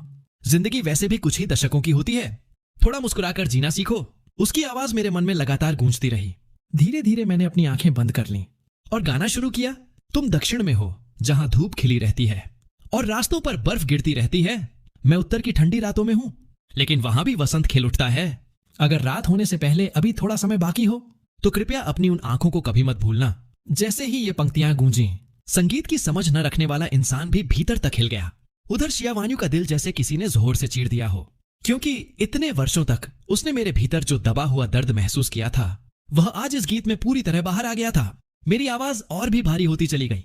बेवकूफ, तुम भी कितने बेवकूफ हो। जियांग चांग, ऐसे मत जिया करो। देखो, मैं तो ठीक हूं। अगर कभी मैं इस दुनिया में न रहूं तो अपना ख्याल रखना, और उम्मीद करती हूं कि तुम्हें कोई ऐसा इंसान मिले जो सचमुच तुमसे दिल से प्यार करे। जब गीत पूरी तरह समाप्त हुआ, पूरा सेट मौत जैसी खामोशी में डूब गया। मेरे मन में बस एक ही ख्याल था, मैं सचमुच पागल हो चुका हूं। कभी हंसता हूं, कभी रो पड़ता हूं। क्या अब भी मेरे लिए कोई उम्मीद बची है? उसी क्षण स्क्रीन के सामने बैठी शिया वान्यू पूरी तरह टूट गई। वह थककर कुर्सी पर ढह गई। आखिरकार उसे सब समझ में आ गया। मैंने कभी भी उसे अपने दिल की सबसे प्रिय मोहब्बत नहीं माना था। असल में वह किसी और की जगह भरने वाली एक परछाई मात्र थी। अचानक उसने तेज आवाज में ड्राइवर से कहा, गाड़ी रोको, अभी के अभी बाहर निकलो। ड्राइवर एक शब्द भी बोलने की हिम्मत नहीं जुटा सका। उसने तुरंत गाड़ी इमरजेंसी लेन में रोक दी। पीछे चेतावनी वाला त्रिकोण लगाकर चुपचाप इंतजार करने लगा। उधर कार के भीतर शिया वान्यू के दिल तोड़ देने वाले सिसकियों की आवाज लगातार गूंज रही थी। दूसरी ओर निर्देशक भी मेरे गीत के असर से धीरे धीरे सामान्य हुआ। उसने मेरी और मियाओई की ओर देखते हुए घबराई हुई मुस्कान के साथ कहा, अब सच कहूं कि मुझे समझ ही नहीं आ रहा कि तुम दोनों के बारे में क्या कहूं। इस समय लाइव चैट पूरी तरह फट चुकी है। इतना कहकर उसने हमें आराम करने के लिए भेज दिया। रात 8 बजे वापस आ जाना, तभी पेशों का अंतिम ड्रॉ होगा। उधर अस्पताल के बाहर गांव यूलान शिया चेंगगोंग को सहारा देकर बाहर ला रही थी। अचानक उनके फोन पर एक संदेश आया। शिया चेंगगोंग ने तुरंत फोन निकाला। उन्हें लगा शायद यह संदेश मेरी तरफ से होगा, लेकिन पढ़ते ही उनके चेहरे पर निराशा छा गई। संदेश उनकी छोटी भतीजी का था। उसके साथ एक वीडियो भी भेजा गया था। उसने लिखा था, चाचा, दीदी उन्हें ढूंढते ढूंढते शो तक पहुंच गई हैं। लेकिन मुझे समझ नहीं आया उस लड़की ने अपना नाम बदलकर जियांग मियाओई क्यों रखा है, और दोनों इस समय पूरे इंटरनेट पर सबसे ऊपर ट्रेंड कर रहे हैं। यह पढ़ते ही शिया चेंगगोंग ने वीडियो चला दिया। वीडियो देखते ही वह पूरी तरह स्तब्ध रह गए, क्योंकि वीडियो में दिखाई दे रही लड़की का चेहरा उनकी बेटी से बिल्कुल मिलता जुलता था, मानो दोनों एक ही सांचे में ढली हों।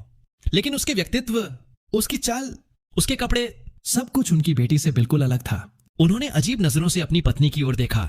गांव यूलान ने तुरंत फोन लेकर वीडियो देखा, लेकिन जैसे ही उनकी नजर पहली बार उस लड़की पर पड़ी, उनका चेहरा अचानक बदल गया। वह घबराकर बोली, जल्दी मुझे अभी इसी वक्त मायके ले चलो। शिया चेंगगोंग हैरानी से सिर खुजलाने लगे। अरे, वहां अचानक क्यों जाना है? अगले ही पल जैसे उन्हें कुछ याद आ गया। हे भगवान, अब याद आया? चलो, मैं अभी तुम्हें वहां लेकर चलता हूं। उसी समय जब शिया वान्यू क्रूज होटल के प्रवेश द्वार पर पहुंची, तो निर्देशक और पूरी स्टाफ टीम तुरंत बाहर आ गई। लेकिन जैसे ही उन्होंने शिया वान्यू का चेहरा देखा, सभी के चेहरों पर गहरा सदमा छा गया। निर्देशक ने धीरे से सहायक निर्देशक से पूछा, क्या जियांग मियाओई और जियांग चांग ऊपर ही हैं? सहायक निर्देशक ने सिर हिलाया। हाँ, अभी कुछ देर पहले ही उन्होंने 7 दिन के स्ट्रीट स्वीपिंग, सड़क सफाई अनुभव कार्ड। वे अभी अपने अपने कमरों में आराम करने चले गए हैं।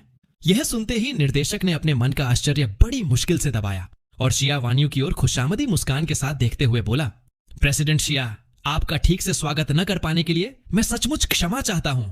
शिया वान्यू ने केवल हल्का सा सिर हिला दिया। निर्देशक के माथे पर ठंडा पसीना छलकने लगा। वह विनम्रता से बोला, प्रेसिडेंट शिया, आपका व्यक्तित्व सचमुच बेहद प्रभावशाली है, लेकिन आप हमारी टीम की एक कलाकार से बहुत मिलती जुलती हैं। शिया वान्यू ने ठंडी आवाज में कहा, उसका नाम जियांग मियाओई है ना? उसका मुझसे कोई संबंध नहीं है। फिर उसने निर्देशक की आंखों में देखते हुए कहा, डायरेक्टर, मेरी सिर्फ एक ही शर्त है। मेरे इस शो में गेस्ट ऑब्जर्वर बनकर शामिल होने की बात किसी को भी पता नहीं चलनी चाहिए, खासकर जियांग चांग को।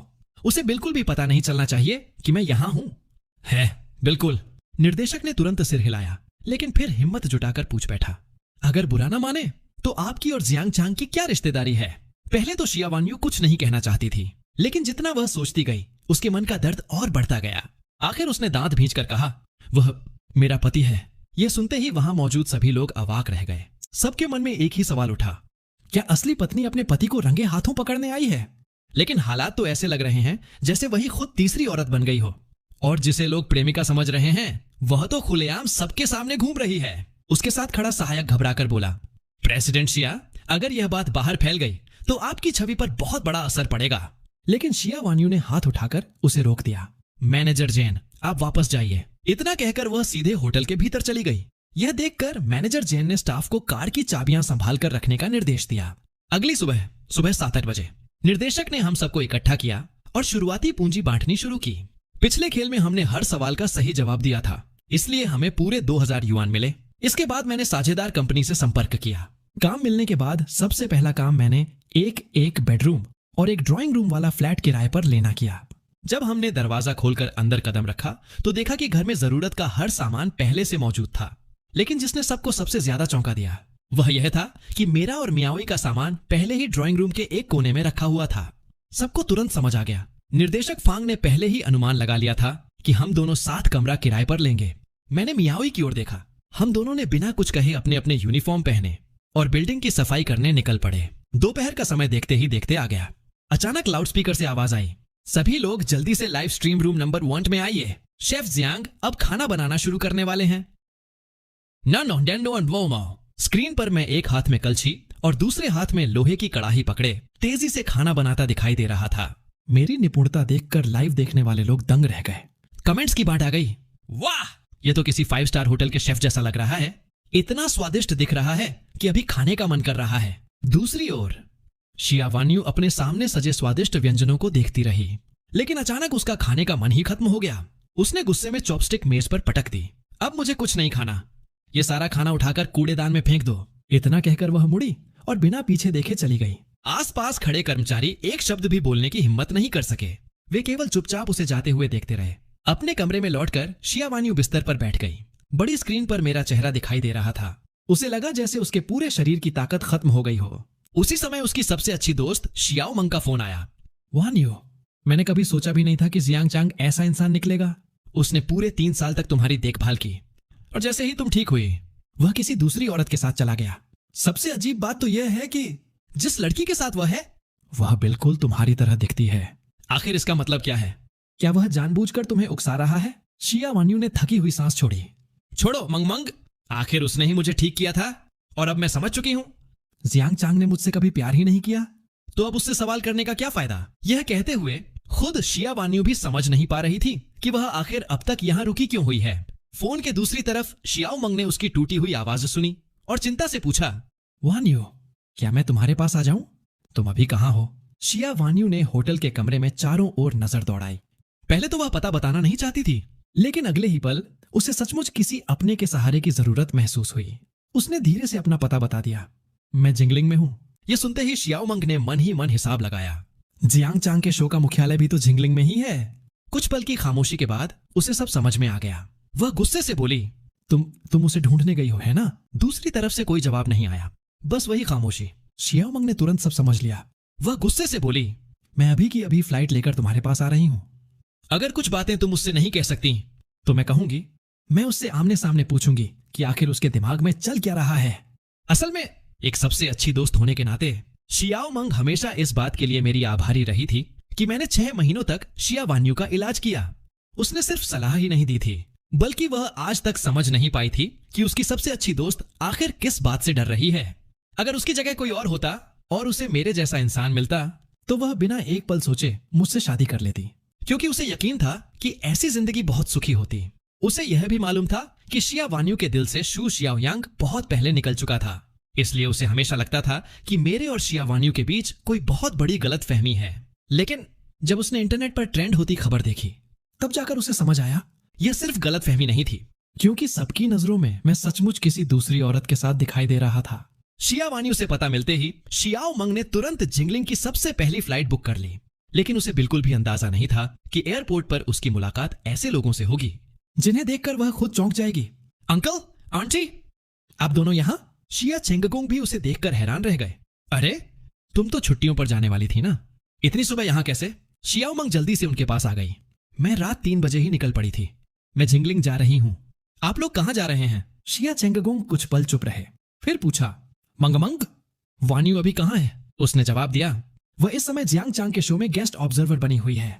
यह सुनकर दोनों पति पत्नी ने राहत की सांस ली, लेकिन शियाओ मंग के चेहरे की गंभीरता देखकर गांव यूलान ने अचानक खुद की ओर इशारा करते हुए गंभीर स्वर में पूछा, मंग, क्या तुम्हें नहीं लगता वह लड़की जियांग मियाओई बहुत ज्यादा मेरी जैसी दिखती है? यह सुनकर शियाओ मंग के होंठ हल्के से कांप उठे। आंटी गाओ, क्या वह आपकी कोई बिछड़ी हुई रिश्तेदार हो सकती है? गांव यूलान का चेहरा बेहद गंभीर था। उन्होंने धीरे से कहा, मुझे भी यही शक है। मेरी एक जुड़वा बहन थी, लेकिन बचपन में कुछ बदमाश उसे उठाकर ले गए थे। यह सुनकर शियाओ मंग ने गहरी सांस ली। आंटी, फिलहाल यह बात किसी और को मत बताइए। इस बार हमारा मकसद सच पता करना है। यह सुनते ही शियाओ मंग का पूरा शरीर कांप उठा। उसे अचानक शिया वान्यू की मौजूदा हालत याद आ गई। लेकिन आंटी, अगर यह सब सच निकला तो वान्यू का क्या होगा? गांव यूलान की आंखों में दर्द साफ दिखाई देने लगा। उन्होंने भारी मन से कहा, लेकिन सच जानना बहुत जरूरी है, वरना तुम्हारे नाना नानी के दिल का यह घाव कभी नहीं भर पाएगा। यह सुनकर शियाओ मंग कुछ देर सोचती रही, फिर उसने शिया वान्यू के माता पिता से कहा, वैसे भी मैं शूटिंग सेट पर जाने वाली थी। मैं किसी तरह उसके बाल का एक नमूना ले आऊंगी। जब डीएनए रिपोर्ट आ जाएगी तब हम सब मिलकर तय करेंगे कि आगे क्या करना है। समय तेजी से बीतता गया और देखते ही देखते शाम हो गई। रात के खाने के बाद मैं और मियावी ने मिलकर 4 तरह के फलों से बनी मीठी ठंडी खीर तैयार की। यह हमारे शहर की गर्मियों में बनाई जाने वाली एक बेहद लोकप्रिय मिठाई थी। मैंने उसका थोड़ा सा हिस्सा हम दोनों के लिए अलग रख लिया। बाकी मैंने प्रोडक्शन टीम से कहा कि वे होटल में सबके लिए ले जाएं। लेकिन मैंने कभी नहीं सोचा था कि जैसे ही वह मीठा सूप होटल पहुंचा, बाल थोड़े बिखरे हुए शिया वान्यू सीधे निर्देशक फांग के सामने आ खड़ी हुई। उसने बिना कुछ कहे 1000 युआन मेज पर पटक दिए और वह बड़ा बर्तन खुद उठाकर ऊपर अपने कमरे में ले गई। पूरी प्रोडक्शन टीम अवाक रह गई। उधर शिया वान्यू कमरे में पहुंचकर अकेली सोफे पर बैठ गई और चुपचाप वही मीठा सूप खाने लगी। वह इस शो के जरिए हर पल जियांग चांग पर नजर रखना चाहती थी। लेकिन तभी लाइव स्ट्रीम समाप्त हो गई। शिया वान्यू गुस्से से लगभग पागल हो उठी। लाइव बंद हो गई? तो क्या अब जियांग चांग और जियांग मियाओई जो चाहें वही करेंगे? नहीं, मैं ऐसा कभी नहीं होने दूंगी। लेकिन अगले ही पल उसका सारा साहस टूट गया। वह बिस्तर पर घुटनों को सीने से लगाकर सिकुड़ कर बैठ गई। उसने मन ही मन सोचा, अगर मैं अभी उनके पास भी चली जाऊं तो किस हैसियत से उनका सामना करूं? कुछ देर बाद शियाओ मंग भी होटल पहुंच गई। अपनी दोस्त के बार बार पूछने पर शिया वान्यू ने उसे जियांग मियाओई की तस्वीर दिखाई। तस्वीर देखते ही शियाओ मंग के चेहरे पर गहरा सदमा छा गया। वह अविश्वास से बोली, तो इसका मतलब जियांग चांग के दिल में कभी तुम थी ही नहीं? हालांकि शिया वान्यू ने कुछ नहीं कहा, लेकिन उसके उदास चेहरे ने ही इस सवाल का जवाब दे दिया। शियाओ मंग इतनी गुस्से में आ गई कि उसने लगभग वह तस्वीर फाड़ ही दी। अब मुझे सब समझ में आ गया। कोई आश्चर्य नहीं कि इतने साल तुम्हारे साथ रहने के बाद भी उसने तुमसे कभी कुछ नहीं मांगा। असल वजह तो यह थी, शियाओ मंग समझ ही नहीं पा रही थी कि मैं ऐसा कैसे कर सकता हूं। उसकी नजर में यह शारीरिक बेवफाई से भी कहीं बड़ा अपराध था, क्योंकि उसके अनुसार शरीर की गलती कभी कभी माफ की जा सकती है, लेकिन दिल का धोखा कभी नहीं। आत्मिक विश्वासघात इंसान को भीतर से पूरी तरह तोड़ देता है। उसने अचानक पूछा, वान्यू, क्या तुम उस जियांग मियाओई को जानती हो? गुस्से में वह लगभग सारा राज बता ही देती, लेकिन समय रहते रुक गई। शिया वान्यू ने भौहें सिकोड़ ली। उसके बारे में क्या? उसे महसूस हुआ कि शियाओ मंग कुछ छिपा रही है। शियाओ मंग ने तुरंत बात बदल दी। वान्यू, अगर तुम्हारे लिए वहां जाना ठीक नहीं है तो इस बार मैं उस कमीने से खुद बात करूंगी। पिछली बार मैं शू शियाओयांग को तुम्हें चोट पहुंचाने से नहीं रोक सकी थी, लेकिन इस बार मैं इतिहास दोबारा नहीं दोहराने दूंगी। इतना कहकर उसके चेहरे पर कठोरता आ गई और वह तुरंत वहां से निकल गई। रात शांति से बीत गई। अगली सुबह सूरज निकलने से पहले ही मैं उठ गया। मैंने मियाओई को भी जगा दिया और दोनों मिलकर नाश्ता बनाने लगे। करीब 10 मिनट बाद मियाओई मुस्कुराते हुए पीछे से आई और मेरे कंधे पर हल्की सी थपकी दी। जीजा जी, जरा मेरी तरफ देखिए। मैंने जैसे ही पलट कर देखा, वह रूमाल लिए पंजों के बल खड़ी थी और बड़े प्यार से मेरे चेहरे पर लगी धूल और आंखों के किनारे जमी नींद साफ करने लगी। वह मुस्कुराकर बोली, आप लोग कभी भी ठीक से अपना ध्यान नहीं रखते। मुंह धोना भी बस जैसे तैसे निपटा देते हैं। देखिए, आंखों के कोने में अभी भी नींद लगी हुई है। उसे देखते ही मुझे लगा जैसे समय कई साल पीछे लौट गया हो। जब जियांग याओलिंग अभी भी मेरे साथ थी, वह भी बिल्कुल ऐसी ही थी। हमेशा हंसमुख, हमेशा कोमल। मेरे मुंह से अनजाने में निकल पड़ा, याओलिंग। मैं कुछ क्षणों के लिए खो गया। अनायास ही मैंने हाथ बढ़ाकर मियाओई के चेहरे को छूना चाहा, लेकिन उसने बहुत नरमी से मेरा हाथ हटा दिया। धीरे से बोली, जीजा जी, मैं मियाओई हूं। मैं झेंप गया और तुरंत हाथ पीछे खींच लिया। माफ करना। मुझे फिर तुम्हारी बहन की याद आ गई। मियाओई के चेहरे की मुस्कान एक पल को गायब हो गई, लेकिन उसके दिल की कसक सिर्फ वही समझ सकती थी। उसने हल्की मुस्कान लाकर कहा, कोई बात नहीं जीजा जी, नाश्ता करने के बाद मैं थोड़ा मेकअप कर लूंगी, फिर आज की सड़क सफाई का काम शुरू करेंगे। लेकिन मुझे बिल्कुल भी अंदाजा नहीं था कि जिस शियाओ मंग से मेरी बहुत समय से मुलाकात नहीं हुई थी, वह हमारी गैर मौजूदगी का फायदा उठाकर चुपके से कमरे में घुस जाएगी और जियांग मियाओई के कुछ बाल लेकर डीएनए जांच के लिए भेज देगी। दोपहर तक शिया चेंगगोंग का फोन आ गया। उन्होंने बताया, रिपोर्ट बिल्कुल वैसी ही आई है जैसा हमने सोचा था और हमें मियाओई की मां का पता भी मिल गया है। हम तुरंत वहां जा रहे हैं, बाकी तुम अपनी समझ से संभाल लेना। यह सुनकर शियाओ मंग का हाथ कांप उठा। उसे पता था अब जब सच्चाई सामने आ जाएगी तो शिया वान्यू कभी भी इस हकीकत से बच नहीं पाएगी। जितना वह सोचती उतनी ही उलझती जाती। आखिर उसने दांत भींच ली। अगर तुमने सच में धोखा दिया है जियांग चांग, तो फिर मुझे बेरहम बनने का दोष मत देना। इतना कहकर उसने एक्सीलरेटर पूरी ताकत से दबा दिया और सीधे हमारी ओर निकल पड़ी। लेकिन उसे बिल्कुल अंदाजा नहीं था कि यही एक फैसला उसे पूरी जिंदगी पछताने पर मजबूर कर देगा। कुछ ही देर बाद उसकी कार हमारे सामने आकर चीखती हुई रुकी। वह गुस्से से तमतमाई हुई चमड़े के लंबे बूट पहने कार से उतरी। बिना एक शब्द कहे उसने मेरे गाल पर जोरदार थप्पड़ जड़ दिया। वह गुस्से से चिल्लाई, जियांग चैंग, क्या तुम में जरा भी इंसानियत नहीं बची? मैंने पूरे 3 साल तक तुम्हारा साथ दिया और मुझे कभी नहीं लगा था कि तुम इतने गिरे हुए इंसान निकलोगे। मियाओई तुरंत दौड़कर मेरे सामने आ गई। उसने जोर से शियाओ मंग को पीछे धक्का दिया और मुझे अपने पीछे कर लिया। उसकी ठंडी नजरें सीधे शियाओ मंग पर टिक गईं। आपको ओप्पा को मारने का क्या अधिकार है? क्या सचमुच गलती सिर्फ उन्हीं की है? मियाओई बहुत चाहती थी कि पूरी सच्चाई सबके सामने आ जाए। आखिर मैंने अपनी पूरी जिंदगी शिया वान्यू और शिया परिवार की रक्षा में लगा दी थी और बदले में मुझे गलत समझा गया और किसी बेकार इंसान की तरह ठुकरा दिया गया। मियाओई की बातें सुनकर शियाओ मंग का चेहरा गुस्से से लाल हो गया। उसने मेरी ओर उंगली उठाकर मियाओई पर चिल्लाते हुए कहा, गलती इसकी नहीं, इसने 3 साल तक तुम्हारी तस्वीरें छिपाकर रखी, सबको मूर्ख बनाया और तुम कह रही हो कि यह निर्दोष है। मियाओई ने बिना डरे जवाब दिया, तो पहले यह बताइए उस तस्वीर के पीछे आखिर किसका नाम लिखा था? इतना ऊंचा बोलने से पहले यह तो देख लीजिए। शियाओ मंग तिरस्कार से हंसने ही वाली थी, लेकिन अगले ही पल उसका चेहरा जम गया। रुको, कुछ तो गड़बड़ है, उसने मन ही मन सोचा। इसका असली नाम तो जियांग मियाओई है। अगर सिर्फ एक अक्षर का फर्क हो तो। फिर उसने ठंडी हंसी हंसते हुए कहा, जियांग मियाओई, तुम उतनी मासूम नहीं हो जितना जियांग चांग तुम्हें दिखाता है। तुम शुरू से जानती थी कि वह शादीशुदा है। मियाओई के होठों पर ठंडी मुस्कान उभरी। हाँ, मैं शुरू से सब जानती थी। तो क्या हुआ? मैं बचपन से उनके साथ बड़ी हुई हूं। मैं उनसे प्यार करती हूं। और उन्होंने तलाक के कागजों पर पहले ही हस्ताक्षर कर दिए हैं। तो फिर मैं उनके साथ क्यों नहीं रह सकती? यह सुनकर शियाओ मंग की आंखें फैल गईं। वह चीख उठी, घर तोड़ने वाली औरत, तुम्हें जरा भी शर्म नहीं आती? यह झगड़ा इतना तीखा हो चुका था कि लाइव स्ट्रीम देख रहे हजारों दर्शक पूरी तरह स्तब्ध रह गए। कई लोगों को तो लगा कि शायद यह सब शो की स्क्रिप्ट का हिस्सा है। उधर निर्देशक फांग के भी ठंडे पसीने छूटने लगे। उसी समय ऑब्जर्वेशन रूम में बैठी शिया वान्यू अचानक बाहर निकल आई। उसने प्रोडक्शन टीम की एक गाड़ी ली और पूरी रफ्तार से हमारी ओर दौड़ पड़ी। मैं दोनों को अलग करने की पूरी कोशिश कर रहा था, लेकिन दोनों का गुस्सा अब नियंत्रण से बाहर था। यहां तक कि हमेशा शांत रहने वाली जियांग मियाओई भी अपनी सीमा तक पहुंच चुकी थी। वह गुस्से से बोली, आप अपने आप को बहुत समझदार समझती है ना? तो बताइए, उस तस्वीर के पीछे आखिर किसका नाम लिखा था? बार बार अफेयर की बात क्यों कर रही हैं? उनका तलाक हो चुका है, अब इससे आपका क्या लेना देना? शियाओ मंग गुस्से से बोली। उसने शादी के दौरान धोखा दिया और तलाक के तुरंत बाद तुम्हारे पास आ गया। उसका छोड़ा हुआ कचरा सिर्फ तुम्हारे जैसी औरत ही उठा सकती है। जब शियाओ मंग अपना आपा खो बैठती थी तो उसके मुंह से कुछ भी निकल सकता था। अब उसमें जरा भी समझदारी बाकी नहीं थी। ये अपमानजनक बातें सुनते ही जियांग मियाओई की आंखों में आंसू भर आए। वह रोते हुए कांपती आवाज में बोली, उसका नाम जियांग याओलिंग था।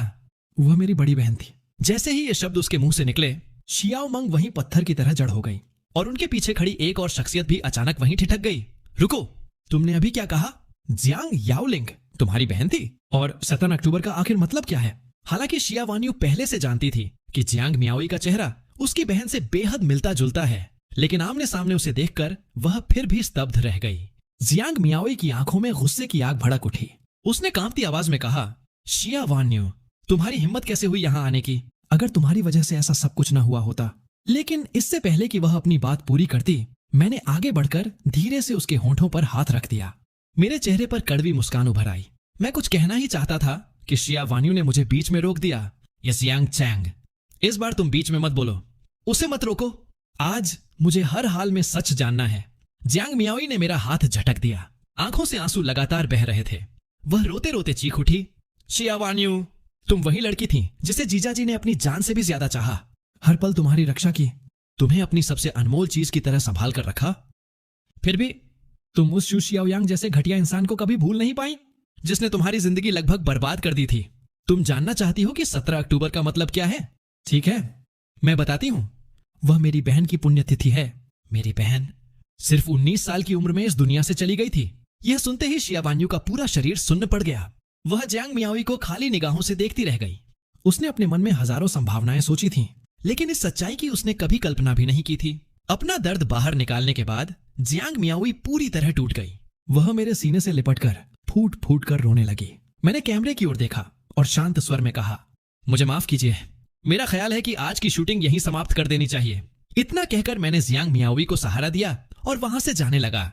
यह देखकर शियाओ मंग घबरा गई। वह तुरंत दोनों हाथ फैलाकर मेरे सामने आकर खड़ी हो गई। जियांग चैंग, तुम कहां जा रहे हो? मैंने सिर्फ एक बार उसकी ओर देखा। मेरी आंखों में न कोई गुस्सा था, न कोई शिकायत, बस एक ठंडी और पूरी तरह अजनबी सी नजर। उसी एक नजर ने शियाओ मंग के दिल में अजीब सा डर भर दिया। वह घबराकर शिया वान्यू की ओर मुड़ी। वान्यू, जियांग चांग ऐसा क्यों व्यवहार कर रहा है? लेकिन अब उसकी आवाज में पहले वाला गुस्सा बिल्कुल नहीं था। उसे समझ आने लगा था कि पूरी कहानी वैसी नहीं थी जैसी वह अब तक समझती रही थी। शिया वान्यू ने एक फीकी टूटी हुई हंसी हंसी, फिर धीरे से कार की ओर मुड़ते हुए बोली, चलो अभी घर चलते हैं। हालांकि यह घटना वहीं खत्म हो गई, लेकिन लाइव स्ट्रीम पर दर्शकों के बीच तरह तरह की चर्चाएं शुरू हो गईं। जियांग मियाओई के आंसू अहोंडी रहो और मेरे चेहरे पर साफ दिखाई देता दर्द, दोनों इस बात का संकेत थे कि इस कहानी के पीछे कोई बहुत गहरा सच छिपा हुआ है। खासतौर पर जियांग मियाओई द्वारा लिया गया वह नाम शू शियाओयांग। बहुत से लोगों ने अनुमान लगाना शुरू कर दिया, शायद मैंने किसी अमीर परिवार में शादी तो की, लेकिन वहां मुझे कभी सम्मान नहीं मिला। शायद मेरी पत्नी के दिल में हमेशा कोई दूसरा आदमी था और शायद इसी वजह से आज यह रिश्ता इस मुकाम तक पहुंच गया। कई लोगों ने लिखा, जब तक पूरी सच्चाई सामने नहीं आती तब तक किसी को भी किसी पर फैसला सुनाने का अधिकार नहीं है। उधर किराए के उस छोटे से घर में जियांग मियाओई अब भी मेरी बाहों में सिमटी हुई थी। निर्देशक मेरे पास आकर कुछ कहना चाहता था, लेकिन मेरे टूटे हुए चेहरे को देखकर उसने अपना इरादा बदल दिया। वह सीधे शियावान्यू के कमरे की ओर चला गया। कमरे में पहुंचकर उसने देखा कि उनके सूटकेस पहले ही पैक हो चुके थे। वह कुछ क्षण चुप रहा, फिर पूछा, क्या आप लोग वापस जाने की तैयारी कर रहे हैं? कुछ पल रुककर उसने फिर कहा, मैं साफ देख सकता हूं कि जियांग चांग आज भी आपके दिल में है। एक बात है, समझ नहीं पा रहा कि आपको बताऊं या नहीं। शियावान्यू ने सिर उठाकर उसकी ओर देखा।